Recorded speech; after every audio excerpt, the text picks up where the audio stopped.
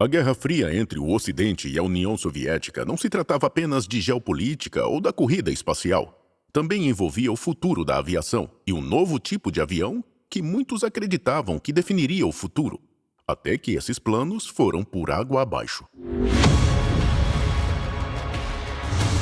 3 de junho de 1973, Goussainville, França. É o Salão Aéreo de Paris, realizado a cada 2 anos, e todos os olhos estão voltados para um momento revolucionário na aviação. 2 aviões de passageiros supersônicos que voam mais de 2 vezes mais rápidos que um jato comercial comum, atingindo velocidades acima de 2.400 km por hora. O Concorde, construído em parceria entre o Reino Unido e França, e o Tupolev Tu-144 soviético.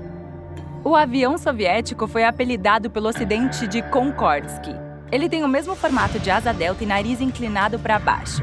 Os espectadores presentes no evento estavam ansiosos para ver qual avião superaria ou manobraria melhor que o outro no ar. O Concorde conclui sua demonstração antes do Konkordsky e sem problemas. Agora é a vez dos soviéticos. Mas então, o desastre acontece. De repente, o Konkordsky está em apuros. Entra numa subida íngreme e curva apertada, e então começa a se desintegrar e pegar fogo no ar. Vamos ver de novo. Uma câmera de televisão grava o avião enquanto ele parece entrar em um mergulho durante uma curva. De repente, pedaços caem do avião e ele explode em chamas pouco antes de se chocar contra o solo. O incidente matou 6 pessoas a bordo da aeronave e 8 no solo. E efetivamente condenou o Tu-144 a nunca mais voar fora da União Soviética. Como esperado, o Concorde vence a disputa pelo transporte comercial supersônico. Em 1976, começa o serviço entre a Europa e as Américas, reduzindo um voo de 6 a 8 horas através do Atlântico pela metade. Por mais de 2 décadas, o Concorde dominou os céus supersônicos e o Konkordsky virou uma nota de rodapé. O Concorde voou sem incidentes até o ano 2000, quando o voo 4590 da Air France caiu, logo após a decolagem, matando todas as 109 pessoas a bordo.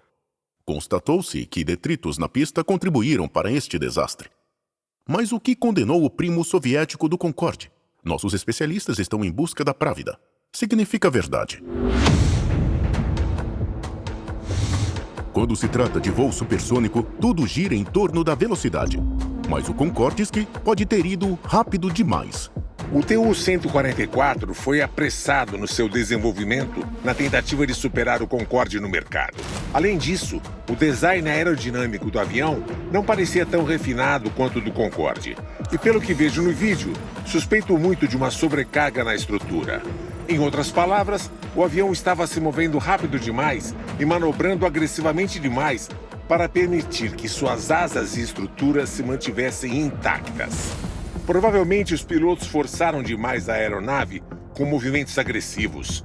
Como você pode ver aqui, o avião começa a descer e durante a descida é perfeitamente possível ver pedaços da asa se soltando. Foi uma falha estrutural em pleno voo. Foi o que aconteceu. Mas essas manobras repentinas e agressivas foram premeditadas ou uma resposta de emergência? Uma alegação é que o piloto do Konkordsky se assustou com um caça francês nas proximidades. A teoria era que a tripulação russa não foi informada de que esse caça-miragem francês estava na área. E isso causou uma manobra evasiva severa, que sobrecarregou o avião. Essa teoria me parece um pouco duvidosa. No vídeo você não vê outro jato, só vê o avião manobrando e depois se desintegrando. Mas há outra teoria para explicar as manobras repentinas do Konkordsky, que pode ser muito mais plausível. Essa competição sobre quem seria o primeiro a ter o melhor jato comercial supersônico é um fator decisivo.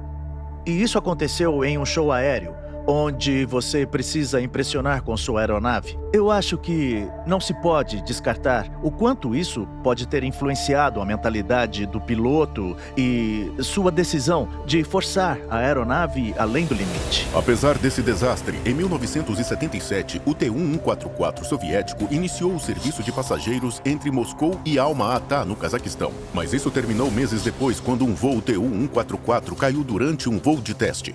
A causa desse acidente foi determinada como um vazamento de combustível, mas o que realmente causou o desastre no Salão Aéreo de Paris continua sendo um mistério.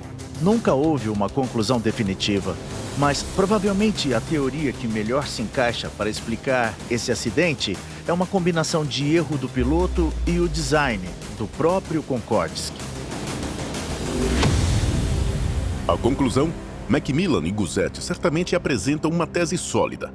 Mas no fim das contas, o fato é que ninguém pode dizer com certeza o que realmente aconteceu naquele dia nos céus de Paris. 30 de novembro de 2021. É manhã na rodovia I-294, na região oeste de Chicago. Uma câmera no painel mostra um caminhão de 18 rodas à frente, deixando uma trilha de fumaça. A princípio, você pensaria que esse caminhão precisaria de uma troca de óleo ou de um novo escapamento, mas ninguém em seus sonhos mais loucos esperava ver isso. Um carro está preso em um ângulo perpendicular sobre o reboque do caminhão. E se isso não fosse insano o suficiente, de repente a jovem Lalisha Garner, de 19 anos, coloca a cabeça para fora da janela destruída do lado do motorista. Eu não sei o que é pior nesse vídeo. Pensar que alguém foi gravemente ferido ou até morto, ou saber que há alguém acordado e consciente o suficiente para acenar pedindo ajuda. Tá parecendo aquelas cenas de Hollywood que deu terrivelmente errado. Enquanto isso, outra câmera registra a ação do outro lado do caminhão. E embora essa colisão pareça sem precedentes, esse tipo de acidente tem um nome. São chamados de colisões por viagens por baixo. Existem estatísticas federais desde os anos 60 descrevendo o número desses incidentes e com que frequência ocorre. Na verdade, um acidente famoso desse tipo, nos anos 60, foi um dos primeiros registrados. Em 1967, a atriz Jayne Mansfield estava em um carro atrás de um caminhão, que reduziu a velocidade para cerca de 48 km por hora, mas o motorista não freou a tempo e passou direto por baixo do caminhão.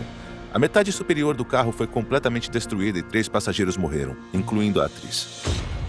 De acordo com a Administração Nacional de Segurança do Tráfego Rodoviário, colisões por passar por baixo mataram mais de 400 pessoas em 2021.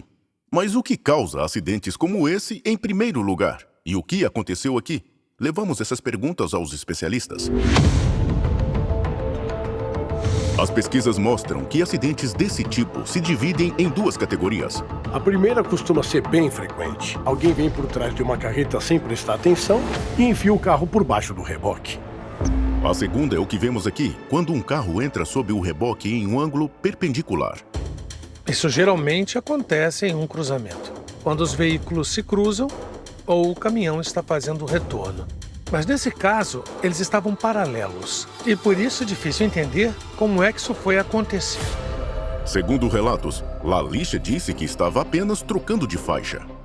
Não está claro porque ela não viu o caminhão, mas é preciso sempre considerar fatores como o brilho do sol, se o sol é um fator ou se o caminhão era branco e ela estava em um carro baixo. Mas a grande pergunta que você já deve estar fazendo é: como o motorista do caminhão não percebeu que o carro estava ali?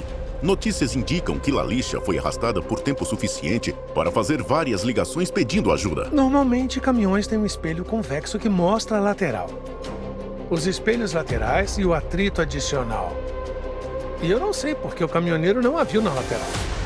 Mesmo que o motorista tivesse notado imediatamente, seria uma situação quase impossível de manobrar. Eu não posso simplesmente parar porque isso faria o caminhão virar em um ângulo e o reboque podia passar por cima de um carro. E se os outros motoristas não estiverem prestando atenção, pode acabar causando um engavetamento. Finalmente, os motoristas conseguem chamar a atenção do caminhoneiro e ele para. Milagrosamente, Lalisha não teve ferimentos graves. Então, como ela sobreviveu? Martinez diz que ela pode agradecer a chamada gaiola de segurança, uma estrutura rígida projetada para proteger os passageiros em caso de acidente. A parte da frente do carro desapareceu, mas a gaiola de segurança ficou praticamente intacta. E isso é o que realmente importa se você quer sobreviver, certo? Onde está sua cabeça, onde está seu peito. Mas Haidt acrescenta que esse tipo de colisão por passar por baixo vai acontecer de novo. Hoje, protetores traseiros são obrigatórios em caminhões, mas os laterais não são. O motivo é que qualquer coisa que você coloque sobre a parte de trás do reboque acaba reduzindo a distância do solo. Então, passar por lombadas, trilhos de trem e coisas assim, fica mais difícil. A conclusão?